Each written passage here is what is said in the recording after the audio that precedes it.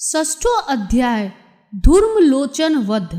मैं सर्वगेश्वर भैरव के अंक में निवास करने वाली परमोत्कृष्ट पद्मावती देवी का चिंतन करता हूँ।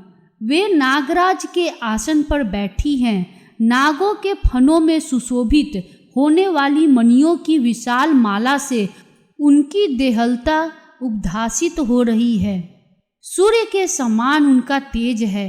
3 नेत्र उनकी शोभा बढ़ा रहे हैं। वे हाथों में माला, कुंभ, कपाल और कमल लिए हुए हैं तथा उनके मस्तक में अर्धचंद्र का मुकुट सुशोभित है।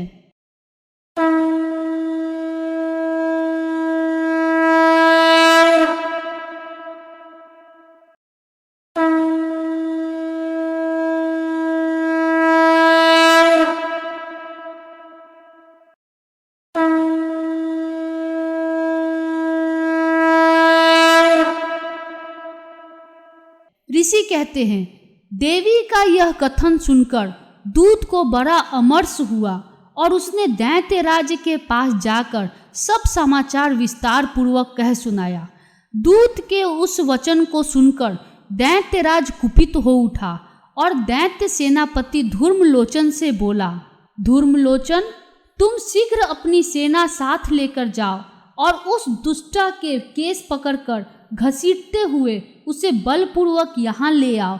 उसकी रक्षा करने के लिए यदि कोई दूसरा खड़ा हो तो वह देवता, यक्ष अथवा गंधर्व ही क्यों न हो, उसे अवश्य मार डालना। ऋषि कहते हैं, शुंभ के इस प्रकार आज्ञा देने पर वह धूर्मलोचन दैत्य 60,000 असुरों की सेना को साथ लेकर वहां से तुरंत चल दिया। वहां पहुंचकर उसने हिमालय पर रहने वाली देवी को देखा और ललकार कर कहा, अरे तू शुंभ निशुंभ के पास चल। यदि इस समय प्रसन्नता पूर्वक मेरे स्वामी के समीप नहीं चलेगी तो मैं बलपूर्वक झोंटा पकड़कर घसीटते हुए तुझे ले चलूंगा। देवी बोली, तुम्हें दैत्यों के राजा ने भेजा है। तुम स्वयं भी बलवान हो और तुम्हारे साथ विशाल सेना भी है। ऐसी दशा में यदि मुझे बलपूर्वक ले चलोगे तो मैं तुम्हारा क्या कर सकती हूँ। ऋषि कहते हैं, देवी के यूं कहने पर असुर धूर्मलोचन उनकी ओर दौड़ा। तब अंबिका ने हूँ शब्द के उच्चारण मात्र से उसे भस्म कर दिया।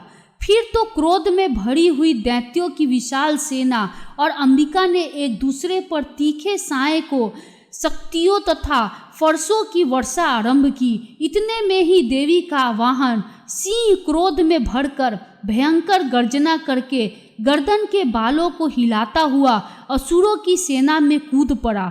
उसने कुछ दैत्यों को पंजों की मार से, कितनों को अपने जबरों से और कितने ही महादैत्यों को पटक कर ओठ की दाढ़ों से घायल करके मार डाला।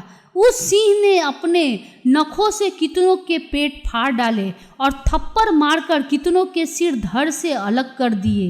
कितनों की भुजाएं और मस्तक काट डाले तथा अपने गर्दन के बाल हिलाते हुए उसने दूसरे दैत्यों के पेट फाड़कर उनका रक्त चूस लिया। अत्यंत क्रोध में भरे हुए देवी के वाहन उस महाबली सिंह ने क्षण भर में ही असुरों की सारी सेना का संहार कर डाला।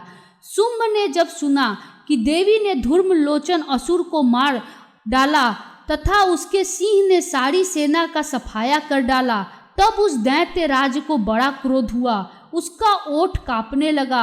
उसने चंड और मुंड नामक 2 महादैत्यों को आज्ञा दी, हे चंड और हे मुंड, तुम लोग बहुत बड़ी सेना लेकर वहां जाओ। उस देवी के झोंटे पकड़कर अथवा उसे बांधकर शीघ्र ही यहाँ ले आओ। यदि इस प्रकार उसको लाने में संदेह हो तो युद्ध में सब प्रकार के अस्त्र शस्त्रों तथा समस्त आसुरी सेना का प्रयोग करके उसकी हत्या कर डालना। उस दुष्टा की हत्या होने तथा सिंह के भी मारे जाने पर उस अंबिका को बांधकर साथ ले शीघ्र ही लौट आना। इस प्रकार श्री मार्कंडेय पुराण में सावर्णिक मनवंतर की कथा के अंतर्गत देवी महात्म्य में धूर्मलोचन वध नामक 6ठा अध्याय पूरा हुआ। जय माता दी।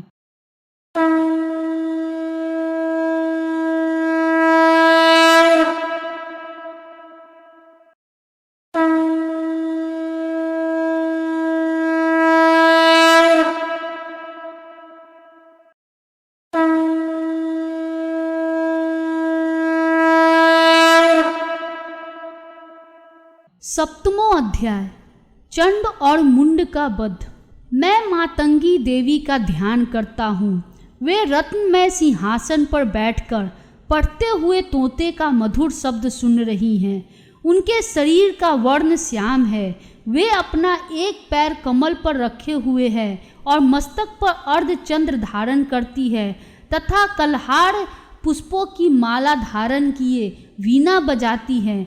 उनके अंग में कसी हुई चोली शोभा पा रही है। वे लाल रंग की साड़ी पहने हाथ में शंखमय पात्र लिए हुए, उनके वदन पर मधु का हल्का हल्का प्रभाव जान पड़ता है और ललाट में बेदी शोभा दे रही है।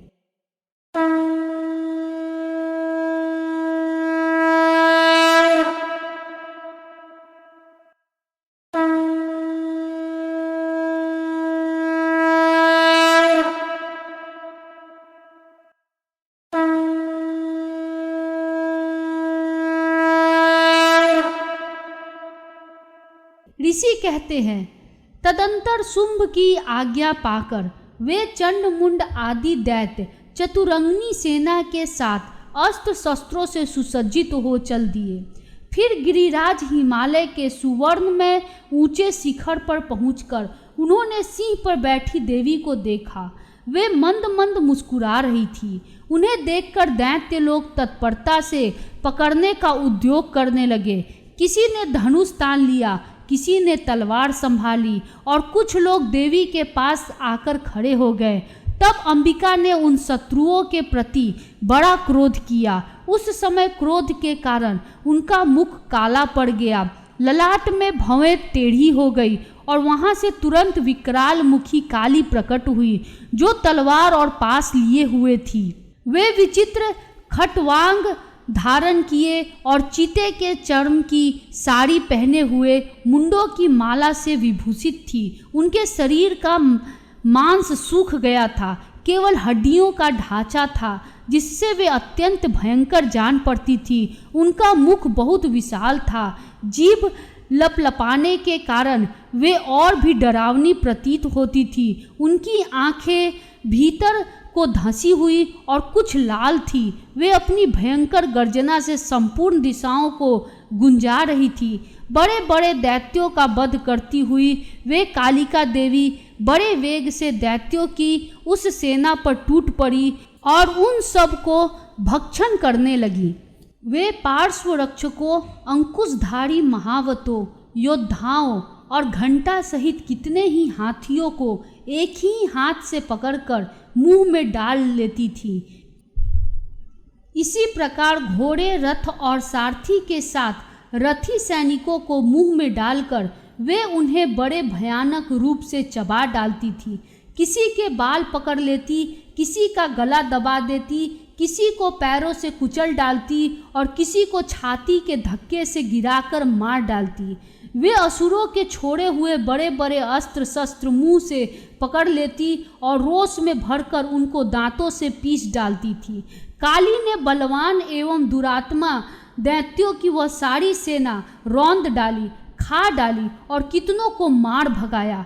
कोई तलवार के घाट उतारे गए, कोई खटवांग से पीटे गए और कितने ही असुर दांतों के अग्रभाग से कुचले जाकर मृत्यु को प्राप्त हुए। इस प्रकार देवी ने असुरों की उस सारी सेना को भक्षण भर में मार गिराया।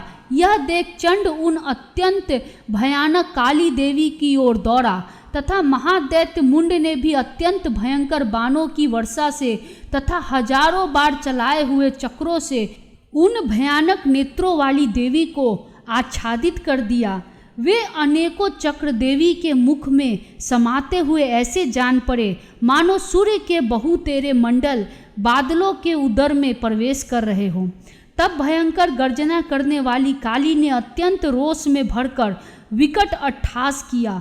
उस समय उनके विकराल वदन के भीतर कठिनता से देखे जा सकने वाले दांतों की प्रभा से वे अत्यंत उज्जवल दिखाई देती थी।